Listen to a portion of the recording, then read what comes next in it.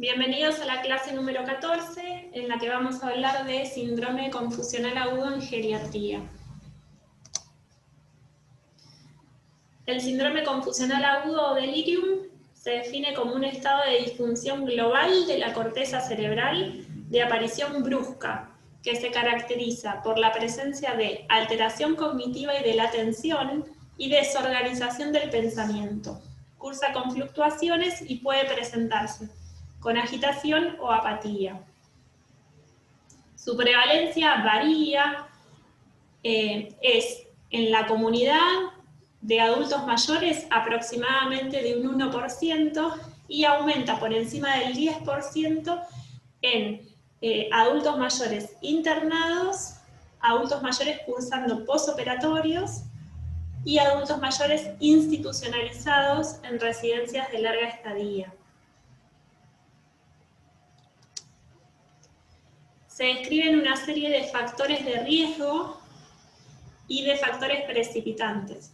Los factores de riesgo son aquellos que aumentan la vulnerabilidad a desarrollar este síndrome. En su mayoría son no modificables, y los factores precipitantes son aquellos que se hacen presentes 24 horas antes de la aparición del cuadro. Dentro de los factores de riesgo, el más importante es la edad avanzada. Es un cuadro cuya prevalencia aumenta por encima de los 65 años. Esto se relaciona, por un lado, con el envejecimiento fisiológico del sistema nervioso central y, por otro lado, con la mayor prevalencia de enfermedades neurológicas a medida que avanza la edad. En segundo término, el antecedente de síndrome confusional agudo es un factor de riesgo que implica que hay mayor riesgo en aquellos pacientes que han presentado este cuadro de forma previa. En tercer lugar, el deterioro cognitivo se constituye como un factor de riesgo de peso para el desarrollo del síndrome confusional agudo. Las demencias además condicionan tanto la evolución como el pronóstico de estos cuadros. La deprivación sensorial hace referencia a las dificultades auditivas y visuales. La comorbilidad es también un factor de riesgo muy importante. La presencia de enfermedades crónicas neurológicas y no neurológicas. Estamos hablando de las demencias que ya nombramos, enfermedad de Parkinson, ACV, diabetes, enfermedades oncológicas, enfermedades infecciosas, enfermedades terminales, desnutrición, anemia, el alcoholismo. Son todas enfermedades que aumentan el riesgo de que se presente un síndrome confusional agudo. Y finalmente la polifarmacia, que también es muy importante, como ya hemos visto en clases anteriores, implica el uso simultáneo de varios fármacos y va a aumentar el riesgo de síndrome confusional agudo, en particular cuando se utilizan fármacos que actúan sobre el sistema nervioso central. Los factores precipitantes son la hospitalización y, por otro lado, se ha visto que las internaciones domiciliarias disminuyen el riesgo de delirium. Las infecciones son un factor precipitante muy importante y que siempre hay que considerar. Puede implicar infección de cualquier sistema del organismo, infecciones respiratorias, infecciones urinarias, infecciones del sistema nervioso central e incluso de piel. Factores metabólicos, hiper e hipoglucemia, hiponatremia, hipercalcemia, la deshidratación son también importantes. Factores traumáticos, factores vasculares, nuevamente los fármacos, y aquí destaca que se haya introducido recientemente algún fármaco o modificado la dosis de algún fármaco habitual, factores ambientales, como las salas de terapia intensiva, las salas ruidosas, los cambios de habitación, las internaciones prolongadas, el uso de contenciones físicas, el uso de sondas o catéteres, la deprivación de sueño. Los posoperatorios, en este sentido, hay distinto riesgo según el tipo de cirugía. Hay cirugías de bajo riesgo, como las oftalmológicas, y cirugías de muy alto riesgo, con incidencias de síndrome confusional agudo por encima del 50%, como las cirugías de urgencia por fracturas de cadera o las cirugías cardíacas a cielo abierto. Se ha descrito al delirium como una de las complicaciones postquirúrgicas más frecuentes en el adulto mayor. Y hay varios factores en relación a la cirugía que se consideran como precipitantes, y son la anestesia, la presencia de dolor, el manejo que se haga del mismo con fármacos, la hipotensión, la hipoxemia y otros. Finalmente también se describen causas tumorales como precipitantes, y en definitiva muchas veces estos cuadros son multifactoriales y no se logra determinar si es predominante alguna de estos factores. Con respecto a la fisiopatología, si bien hay varias hipótesis y escasas evidencias, sí está descrita una alteración en los neurotransmisores a nivel central. Entre ellos se nombra un déficit de acetilcolina y de serotonina, modificaciones del GABA, que es un neurotransmisor inhibidor, y en pacientes con infecciones o pacientes con cáncer, mediadores inflamatorios como la interleuquina 2 y el factor de necrosis tumoral podrían intervenir.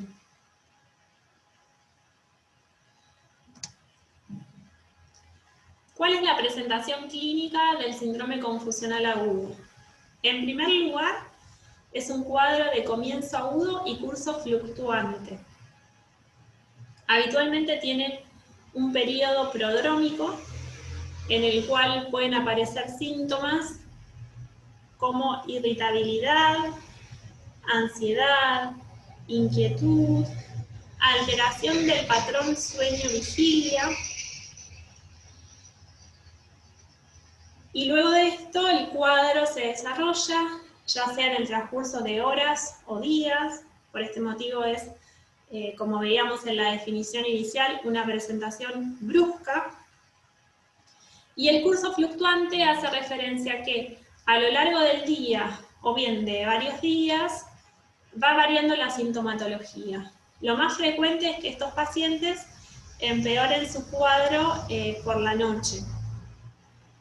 Este primer criterio, comienzo agudo y curso fluctuante, es el que nos da la diferencia clínica con otros cuadros que se puede presentar el diagnóstico diferencial, como la demencia, que va a tener un comienzo lento y un curso más estable, en líneas generales.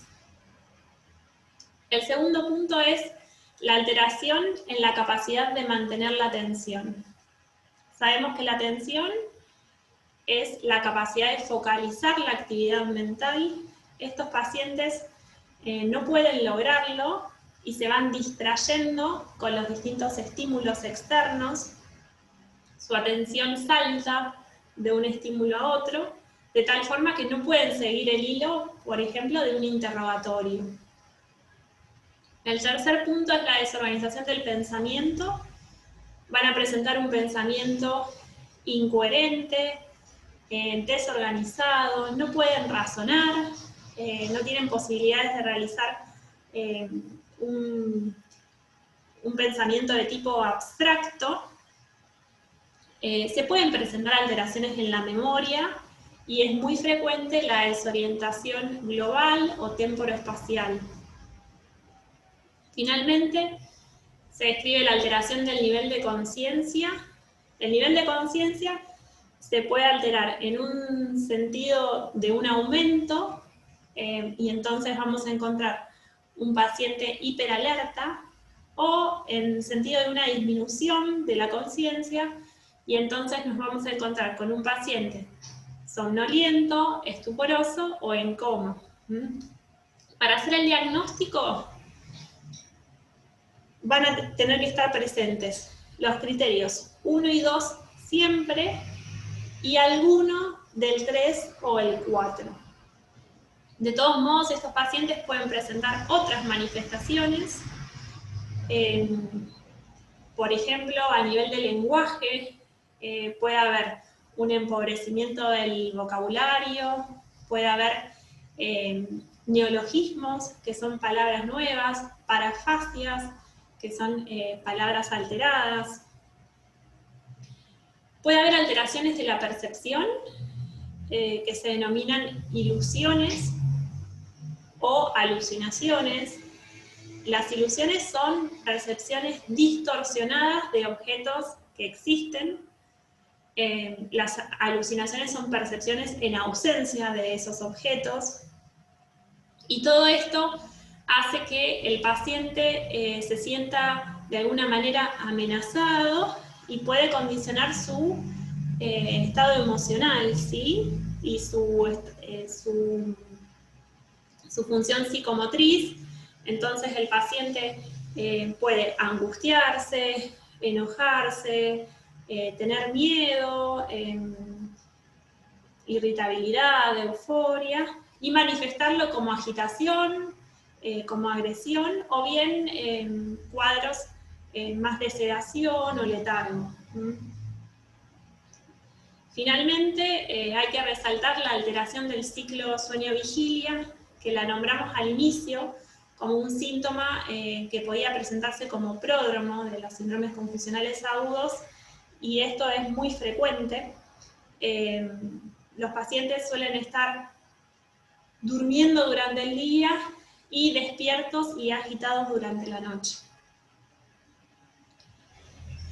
Con respecto a las formas clínicas, existen 3. El síndrome confusional agudo hiperactivo, en el que va a predominar la agitación psicomotriz. Son cuadros que con mayor frecuencia presentan ilusiones y alucinaciones.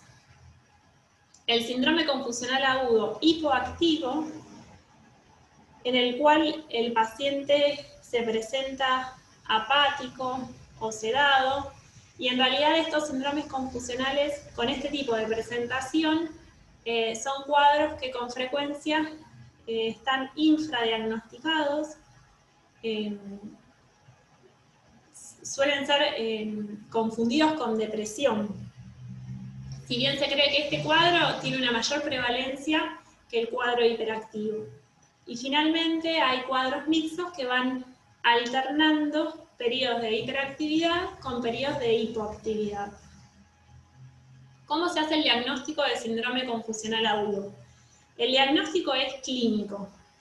Las herramientas con las cuales contamos son el interrogatorio, que generalmente debemos hacérselo a los familiares o cuidadores por la dificultad para realizarlo con el paciente, y el examen físico. Siempre hay que determinar la causa. Una vez que sabemos que estamos ante un síndrome confusional agudo, es lo primero que hay que hacer. Para esto tenemos que conocer cuál era el estado previo del paciente en cuanto a su estado neurológico, en cuanto a su estado funcional, qué factores de los que nombramos al comienzo de la clase, como factores de riesgo y factores precipitantes, pudieran estar presentes en este caso, y siempre tener en cuenta la presencia de fiebre. La fiebre es la causa más frecuente de síndrome confusional agudo, y hay que indagar por síntomas que puedan orientar la causa, ¿sí? Por ejemplo, la presencia de tos, de disuria, de diarrea, de dolor precordial, el antecedente de alguna caída.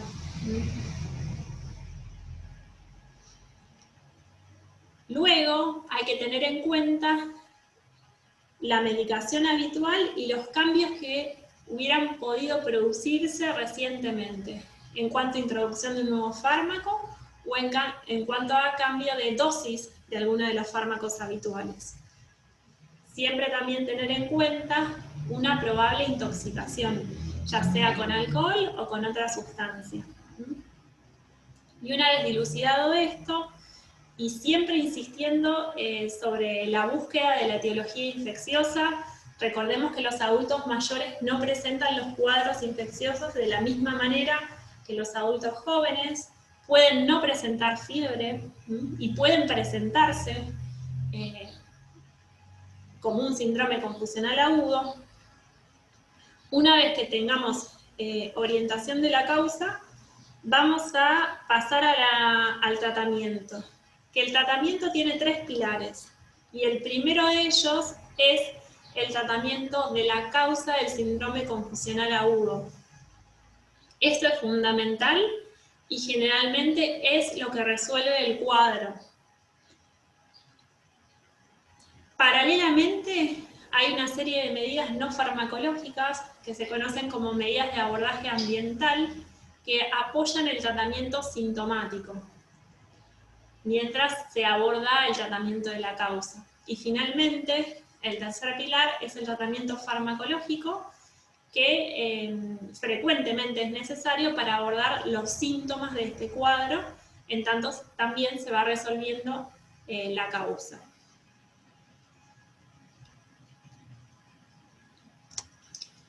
¿Cuáles son las medidas de abordaje ambiental? Bueno, en primer lugar, hay que hacer la educación del equipo de salud para que conozcan el cuadro y cómo abordarlo. Y a la vez hay que informar a los familiares o a los cuidadores de las características del cuadro, cómo se espera que evolucione, cuál es el pronóstico. Al paciente siempre hay que dirigirse con un lenguaje claro, hay que reubicarlo verbalmente y a través de elementos en la habitación como calendarios, relojes y objetos que le resulten familiares, por ejemplo, fotografías de su familia.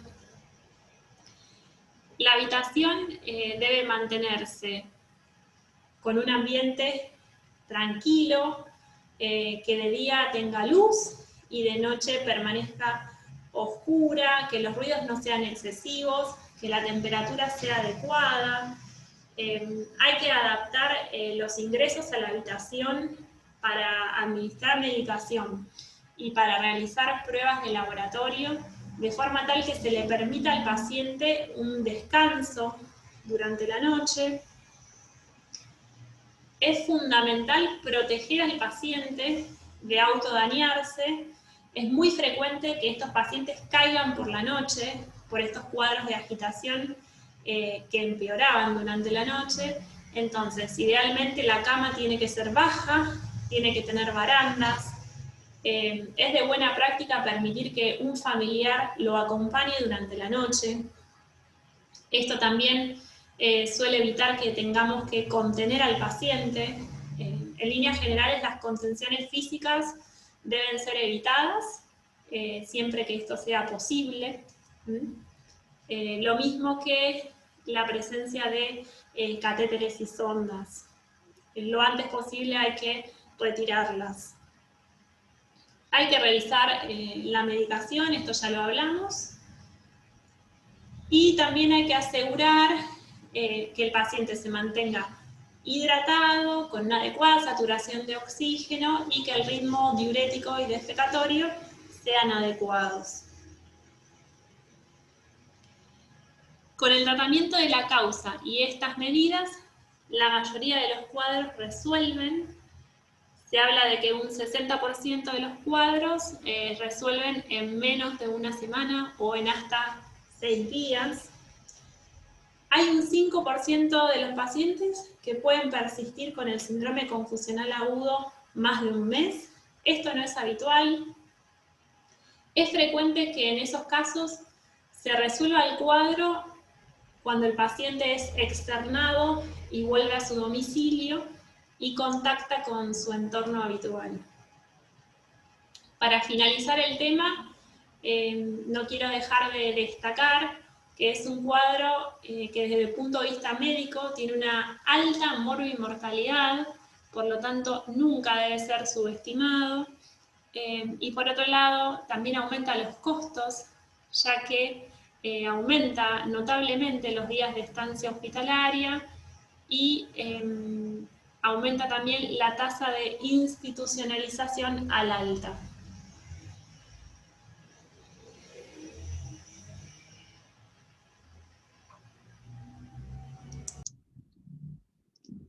A continuación vamos a ver las alteraciones auditivas y visuales prevalentes en el adulto mayor, comenzando por las auditivas. Entre un 70 y un 80% de los adultos mayores entre 65 y 75 años de edad padecen presbiacusia. Esto se correlaciona con una disminución de la calidad de vida y el aislamiento del paciente, y es fundamental su adecuado conocimiento y abordaje para lograr un envejecimiento activo. En el adulto mayor, si bien la patología auditiva más frecuente es la presbiacusia, se pueden presentar todas las enfermedades auditivas que provocan hipoacusia en el adulto joven. Por ejemplo, es muy frecuente el tapón de cera o epitelial, que en el adulto mayor ve favorecida su formación por la atrofia y deshidratación de la piel del conducto auditivo externo. Esta patología va a producir una hipoacusia de transmisión. Como premisa general, vamos a decir que las patologías que afectan al oído externo y al oído medio producen hipoacusia de transmisión, y las patologías que afectan al oído interno y las vías nerviosas, hipoacusia de percepción. Volviendo al tapón de cera, además de la hipoacusia, puede presentar sensación de ocupación del conducto, autofonía o la voz, la propia voz que resuena, y vértigo si el tapón es muy duro y comprime el tímpano. Otra de las patologías que se pueden presentar es el trauma acústico. El trauma acústico tiene dos modalidades, aguda y crónica. La aguda se produce con sonidos muy intensos que no dan tiempo al oído a desarrollar sus mecanismos de defensa. Y el trauma crónico se debe a la exposición prolongada a sonidos por encima de 80-90 decibeles. Esto puede ser en un ámbito laboral o en el ámbito urbano, y el trauma acústico crónico es de más frecuente presentación en el adulto mayor. Se presenta con hipoacusia progresiva, acúfenos o zumbidos. En principio se comprometen los sonidos más agudos y luego puede progresar. Esto es bilateral y es simétrico.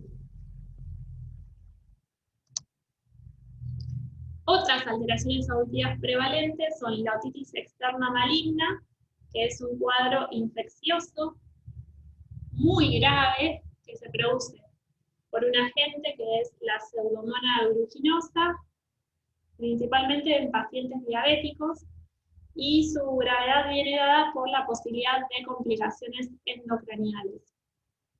La ototoxicidad se da por la lesión de las células sensoriales del oído interno por fármacos. Los más conocidos son los antibióticos aminoglucósidos, pero también hay otros fármacos, y lo que se va a producir es una hipoacusia neurosensorial.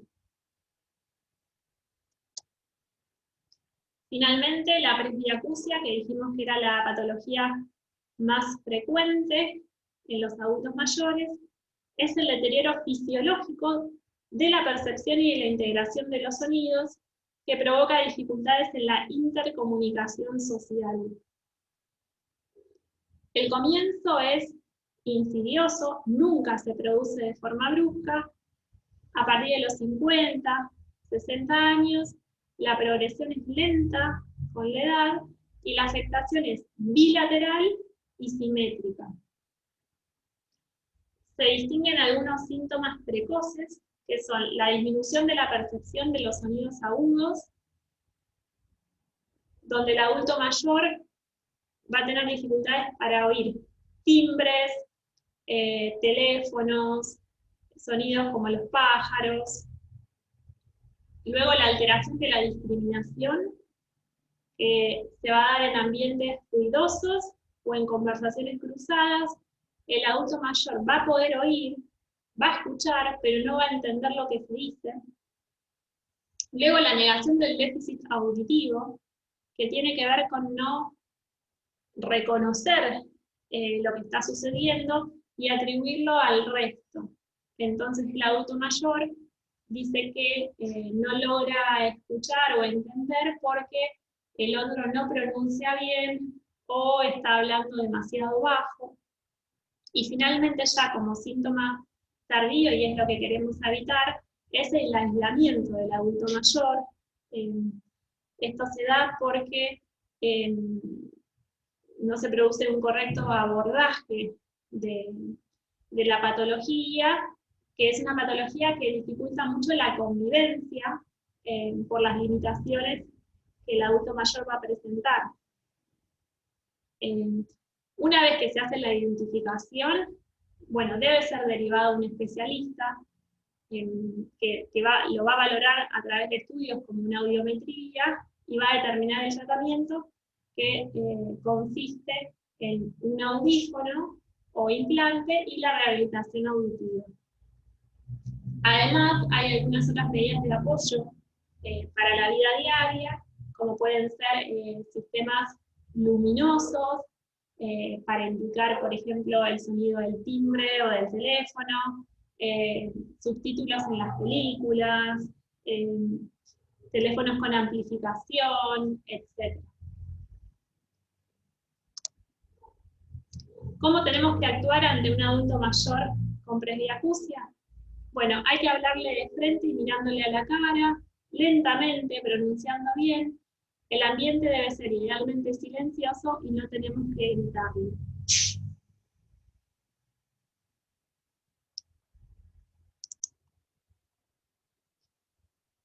Para finalizar la clase, vamos a hablar de las alteraciones visuales prevalentes en el adulto mayor. En primer lugar, la degeneración macular asociada a la edad, que es una enfermedad degenerativa del epitelio pigmentario de la retina, de la membrana de Bruch y de la corio capilar. En realidad se trata de un proceso de envejecimiento más acentuado que el normal. Es la causa de ceguera más frecuente en los países desarrollados.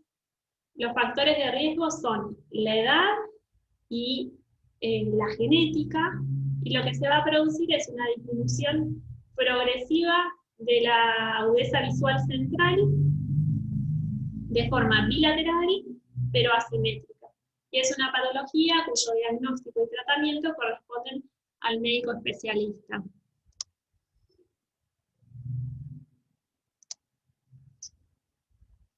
En esta imagen vamos a recordar al cristalino, que es una lente intraocular transparente. Su función es captar los rayos de luz que atraviesan la pupila y enfocarlos sobre la retina.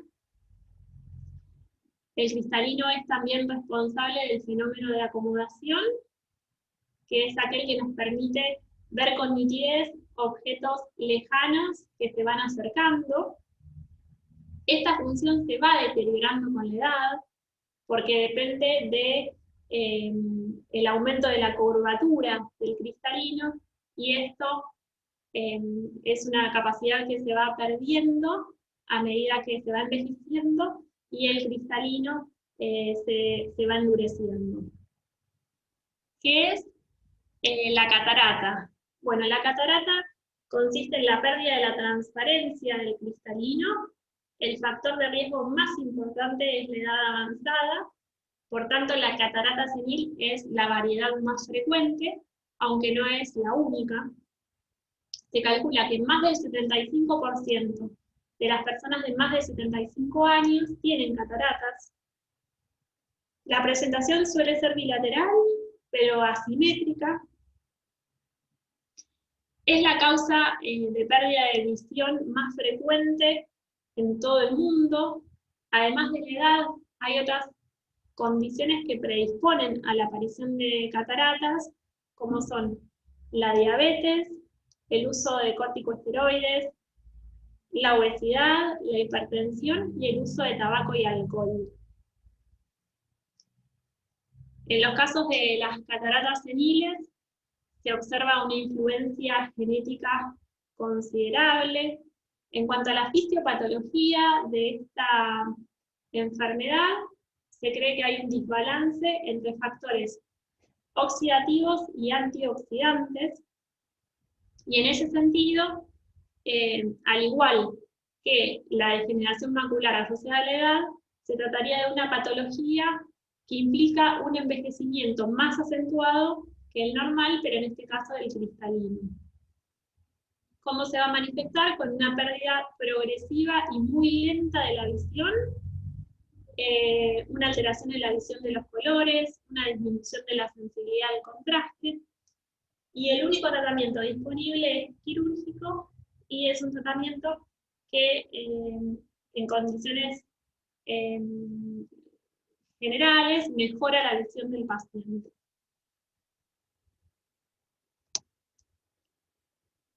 El glaucoma. El glaucoma es una neuropatía óptica, es decir, un daño del nervio óptico que se produce por un aumento de la presión intraocular. Es una patología muy insidiosa hasta que está avanzada, y digamos, su tratamiento se basa en disminuir la presión intraocular, y esto es lo que detiene la progresión de la pérdida visual. Entonces es fundamental su tratamiento, su abordaje precoz, el diagnóstico precoz.